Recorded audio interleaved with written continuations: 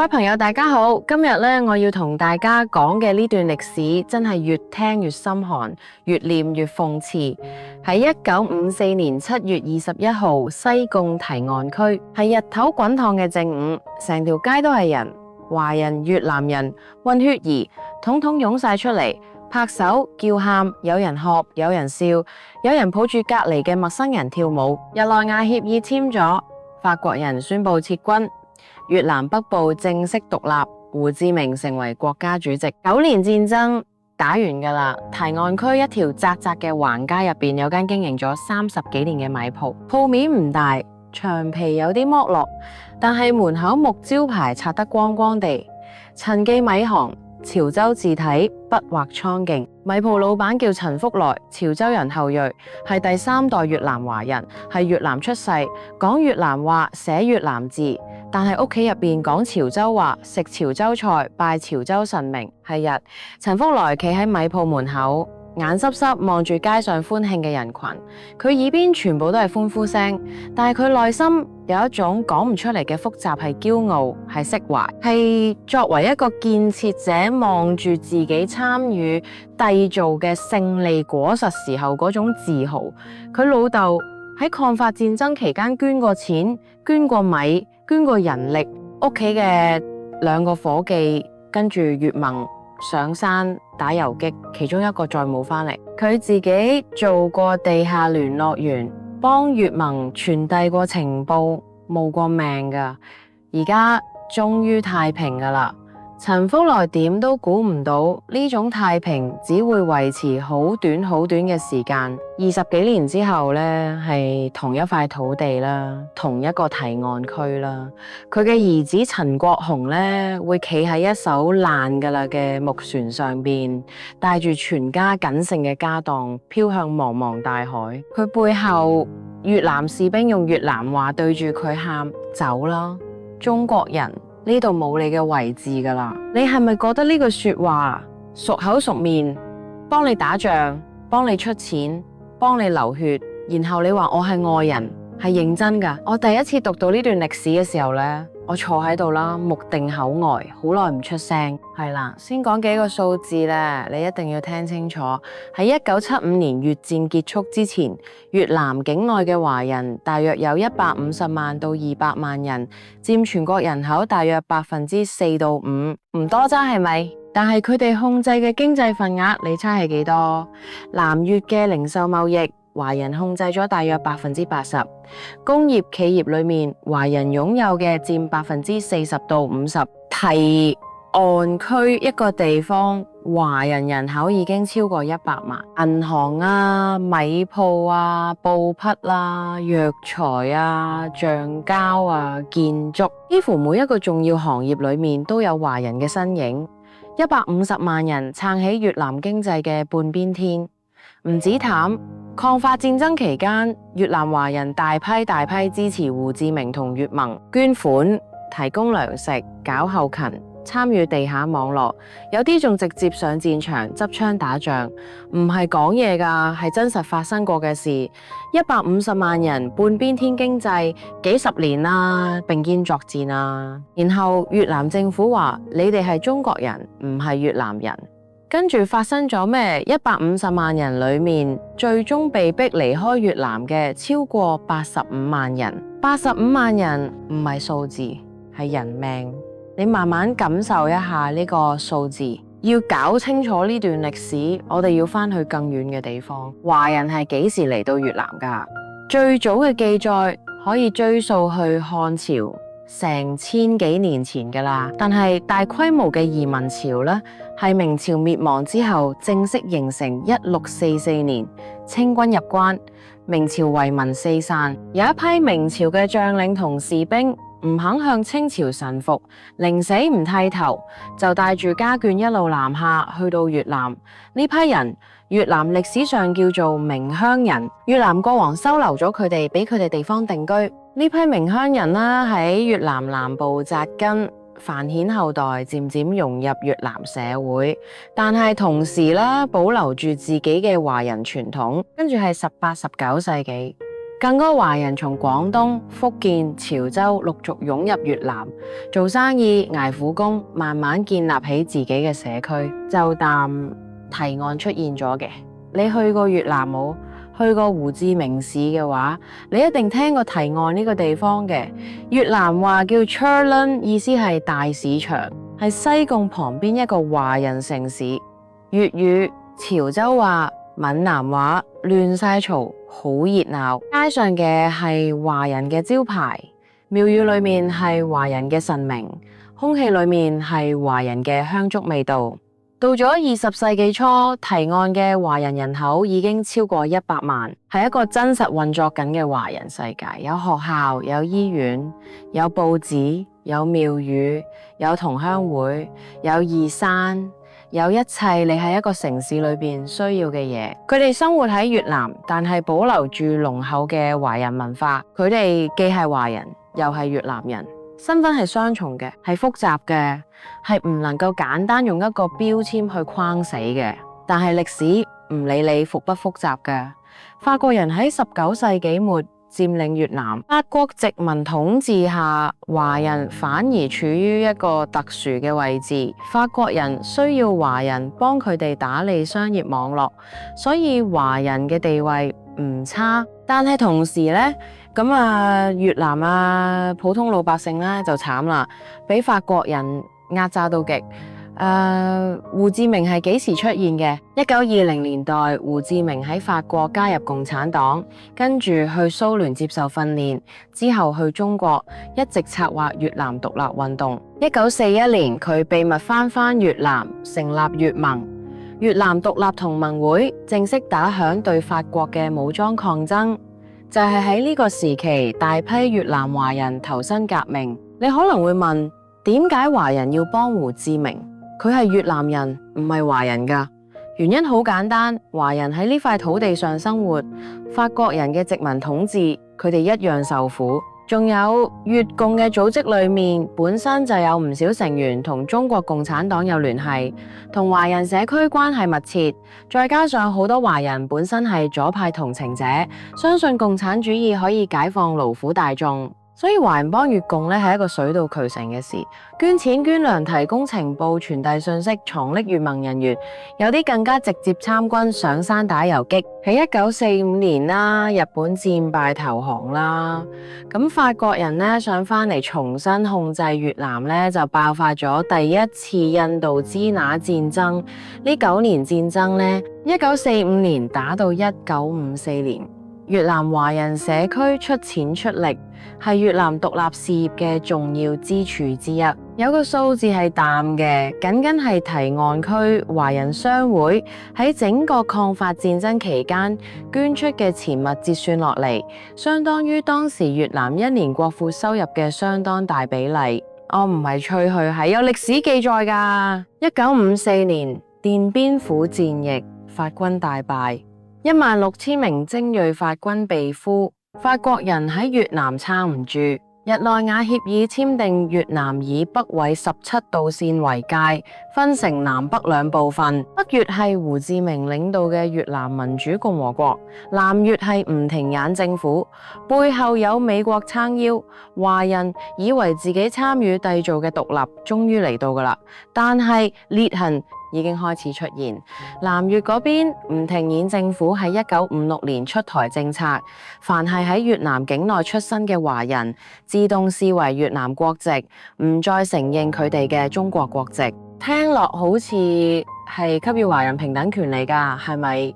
唔係㗎。呢招真正嘅目的係要強迫華人放棄華人身份，同時限制華人喺某啲行業嘅經營權，話係保護越南本地人嘅利益。喺北越，胡志明領導嘅政府表面上對華人態度友善，因為需要中國嘅援助。呢段時期，中越關係係蜜月期，中國不斷向北越提供武器、物資、軍事顧問，大量援助。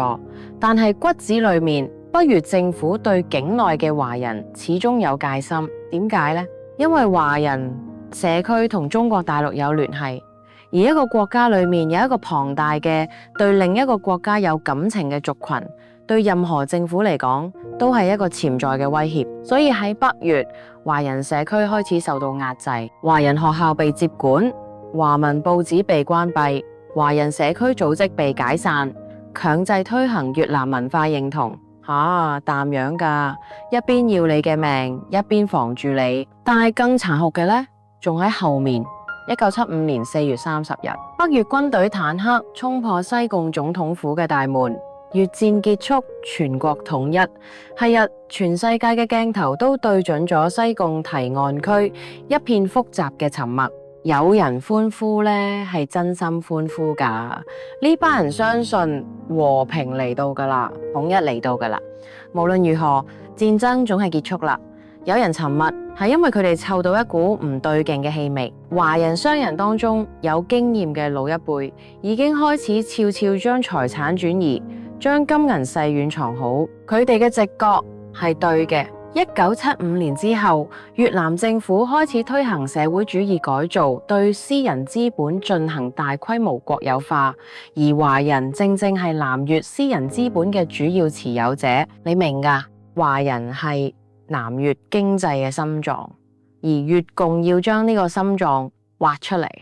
1976年開始，政府大規模沒收私人企業，米鋪沒收，布行沒收，藥材鋪沒收，金鋪沒收，橡膠園沒收，工廠沒收，全部充公變成國家財產啊！陳福來嘅陳記米行咧，經營咗30幾年嘅家業啦，就係但有日政府人員上門貼上封條啦，話呢間鋪國家嘅㗎啦。陳福嚟問啦，補償呢？對方話革命建設人人有份，呢個就係你嘅貢獻，但就係補償。一句說話，30幾年嘅心血就係但沒收，唔係陳記米行一家㗎。堤岸區嘅華人商業區幾乎喺一夜之間被掃蕩一空。物質上華人已經破產，但係更可怕嘅係精神上嘅摧毀。1978年呢一年係越南華人命運嘅最大轉折點。呢一年發生咗好多嘢，你要一件一件聽。首先，中越關係急速惡化，點解呢？因為1978年越南同蘇聯簽訂友好條約，正式加入蘇聯陣營。跟住1978年12月，越南軍隊入侵柬埔寨，推翻咗中國撐腰嘅波爾布特政權，中越關係就係徹底破裂㗎啦。中越關係一破裂，越南境內嘅150萬華人就變成咗，你知道㗎，對嗎？佢哋變成咗潛在嘅第五縱隊，敵國嘅同胞隨時可以內應外合嘅威脅。你想象一下，如果你係越南政府，你會點做？佢哋嘅答案係趕走佢哋。1978年3月，越南政府宣布全面取消南越地區嘅私人工商業。呢一招係直接針對華人嘅，因為南越地區剩餘嘅私人商業大部分都係華人經營嘅。呢一次國有化徹底清零咗華人喺越南嘅最後一點經濟根基，跟住各種針對華人嘅文化限制開始出台，唔可以講中文，唔可以教小朋友學中文，華人學校全部關閉，華文報紙全部停刊，華人同鄉會全部解散，華人廟宇嘅活動受到限制。你感受唔感受到佢哋係要將你嘅語言、你嘅文字、你嘅文化、你嘅一切連根拔起？唔夠，更加直接嘅打擊仲喺後邊。喺北部中越邊境附近嘅華人開始被強制遷離邊境地區，幾十萬人被要求喺極短時間內收拾細軟，離開世代居住嘅村落，話係安全考慮。安全考慮係㗎，趕走你係為咗安全。有個老太太係廣寧省人，叫做梁亞鳳啦，祖籍廣東，但係越南出世，喺廣寧省住咗成世人。政府通知佢要離開嘅時候，佢問嗰個官員：我喺呢度生，喺呢度長，喺呢度老，我仲有幾年命呢？你叫我而家去邊度？官員話返中國去啦。梁亞鳳話我去過中國咩？我係越南人㗎，我係喺呢度出生嘅。官員冇再答佢，轉身就走。呢句說話係多少越南華人嘅心聲。我係越南人㗎，我係喺呢度出生嘅，但係冇人理你。仲有一樣嘢呢，係我認為最令人髮指嘅。越南政府一邊喺陸地上驅趕華人，一邊你估佢哋做咩？一邊收錢賣船位，係真實發生嘅事嘅。越南官員以半官方嘅方式向想離開嘅華人出售船位，收錢放人。每個離境嘅機會價格大約係5兩黃金到10兩黃金。喺1978年嘅越南呢，係一個普通家庭嘅全部積蓄㗎喇。越南政府一邊話華人係敵國同胞，係威脅，一邊靠趕走華人大撈一筆。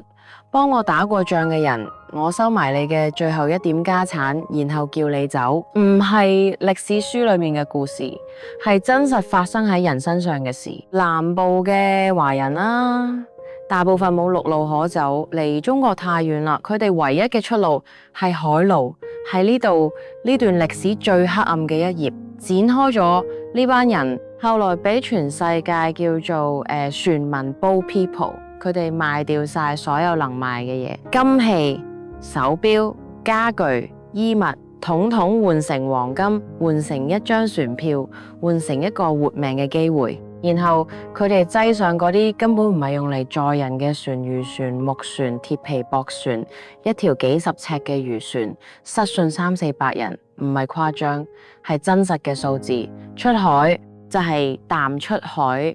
冇確定嘅目的地，冇足夠嘅食水，冇導航設備，只有一個念頭：離開南海。喺嗰個年代係一個死亡之海，烈日將船上嘅人曬到皮膚爆裂，暴風雨嘅將嗰啲破舊嘅木船咧打到4分5裂。最恐怖嘅咧係海盜，夏國灣同南海嘅海盜專門襲擊船民。佢哋知道船上嘅人帶住所有家當，知道佢哋手無寸鐵，知道就算殺咗佢哋都冇人追究。聯合國難民署後來嘅統計咧，喺整個船民浪潮嘅高峰期咧，每3艘難民船裏面咧就有1艘遭到海盜襲擊，每3艘裏面咧有1艘。你坐上嗰條船嘅時候，你心裏面清楚自己有1/3嘅機會遇到海盜。有人估計，成個船民浪潮裏邊死於海上嘅人呢，保守估計超過20萬，有啲估計話超過40萬。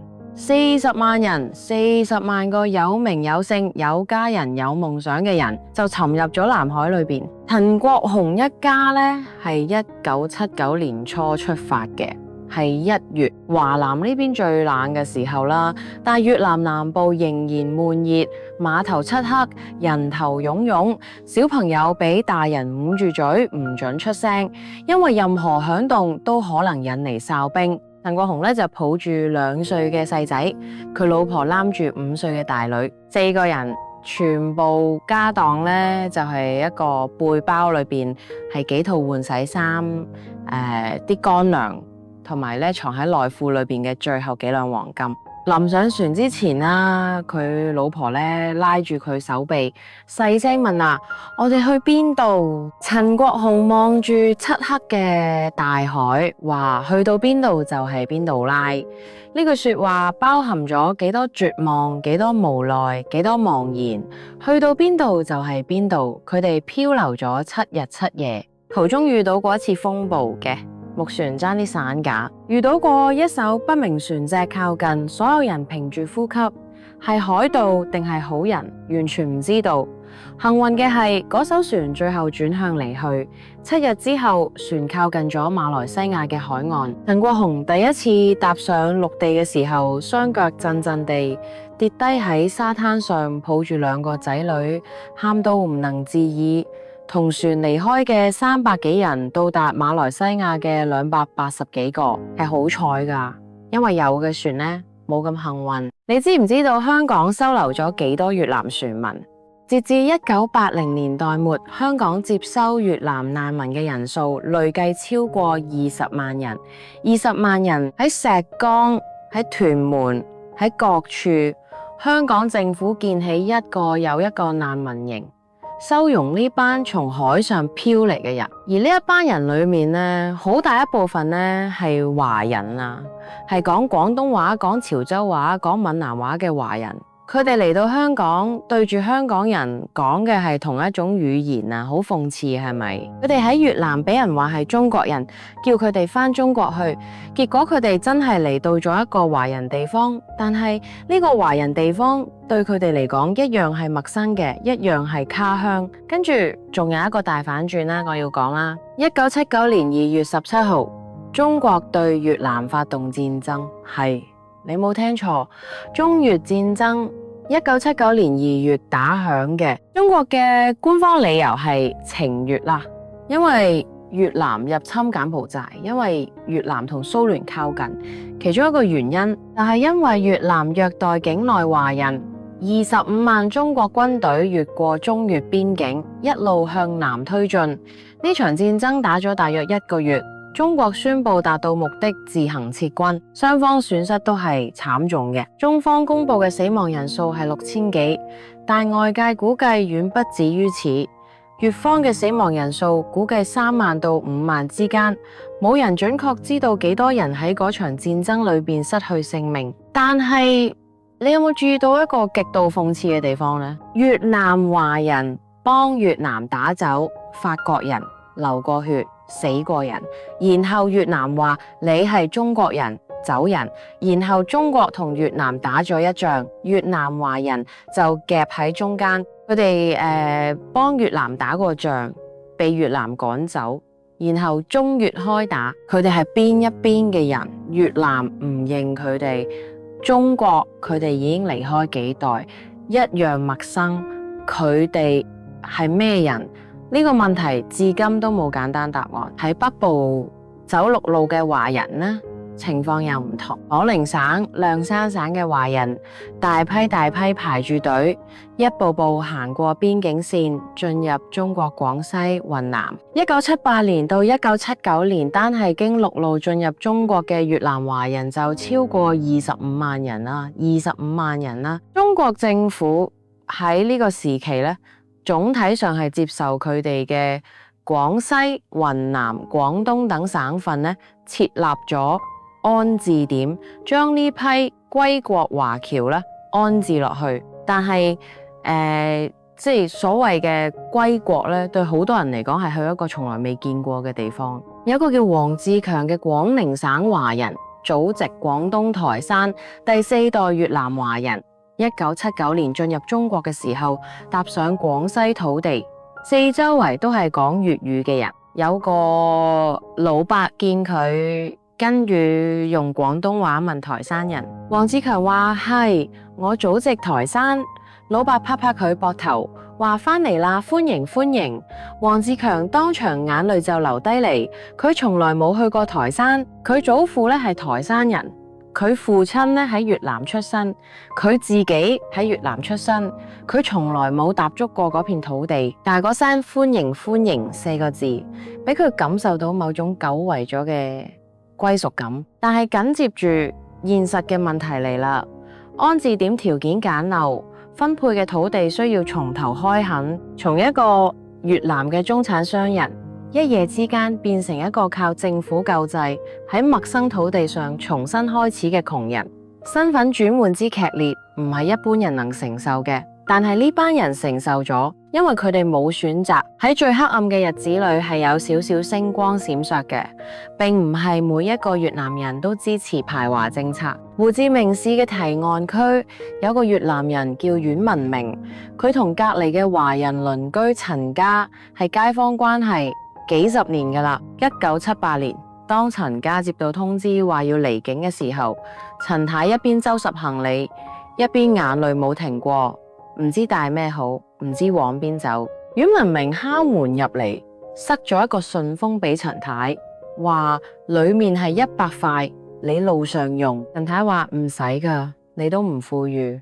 阮文明話我知㗎，但係你而家比我更難，收住啦。100塊喺1978年嘅越南係普通工人差唔多半年嘅工資，唔係小數目㗎。仲有啲越南人呢，悄悄幫華人鄰居收藏細軟，幫佢哋聯絡喺外地嘅親戚，幫佢哋揾路揾船，係冒着風險㗎，係有機會被政府追究㗎。呢啲人歷史上冇記載佢哋嘅名，但係佢哋存在過。更加令人動容嘅係後來嘅事。幾十年後，當年被趕走嘅華人呢，有啲喺外國重新站起嚟，生活好返。佢哋冇忘記當年幫過佢哋嘅越南鄰居，有人專程返越南揾返當年嘅恩人報答佢哋，有人喺海外捐錢支持越南嘅慈善項目啦，就係話越南係我嘅根，我冇恨越南，我只係冇辦法喺度生活。人性就係喺最黑暗嘅地方仍然有呢啲星光。時間繼續走，散落喺香港、馬來西亞、美國、法國、澳大利亞、加拿大，世界各地嘅越南華人用呢個族群一貫嘅方式重新紮根，做生意、讀書、捱苦。唔係每個人都一帆風順㗎。喺馬來西亞嘅難民營，條件惡劣，食物不足，疾病蔓延。喺香港嘅難民營，鐵網圍住，裏面住嘅係人，但係某啲時候，嗰啲鐵網令人聯想到囚籠。喺美國，華人難民要從零開始學英文，要適應截然不同嘅文化，要忍受歧視，但係佢哋撐過嚟咗。你去到世界上任何一個有越南華人社區嘅地方，你都會發現同一個現象。越華社區往往係當地發展最快嘅移民社區之一。加州嘅越華商人，洛杉磯嘅越南城，巴黎13區嘅華人越南社區，悉尼嘅越南華人聚居區，佢哋從無到有重建咗自己嘅世界。佢哋慣咗從零開始，佢哋嘅老一輩當年喺越南從零開始建起提案，佢哋自己離開越南之後，又從零開始喺他鄉建起新嘅家。從零開始對佢哋嚟講唔係陌生嘅事，唔係失敗，係一種本能。提案區咧有句老話啊，咁就後來跟住華人去到世界各地啦，變成越華社區共同嘅精神財富。輸得起先贏得到，輸得起先贏得到。你細心想呢句話背後有幾多滄桑，幾多智慧，幾多唔肯認命嘅硬頸。而家距離呢段歷史已經將近50年。50年之後，當年被趕走嘅華人，佢哋嘅下一代散落喺全世界，有做生意嘅，有做學者嘅，有從政嘅，有做藝術家嘅，有人做到美國國會議員，有人呢建立咗跨國企業，有人成為世界知名嘅學者。有個叫陳國雄嘅人啦，就係當年嗰個抱住2個細路喺漆黑碼頭等船嘅父親。佢嘅大女當年5歲，上咗嗰艘木船，後來喺馬來西亞難民營住過1年，然後由聯合國安排去咗美國。佢喺美國讀書，讀到博士，後來喺大學教書，專門研究東南亞華人歷史。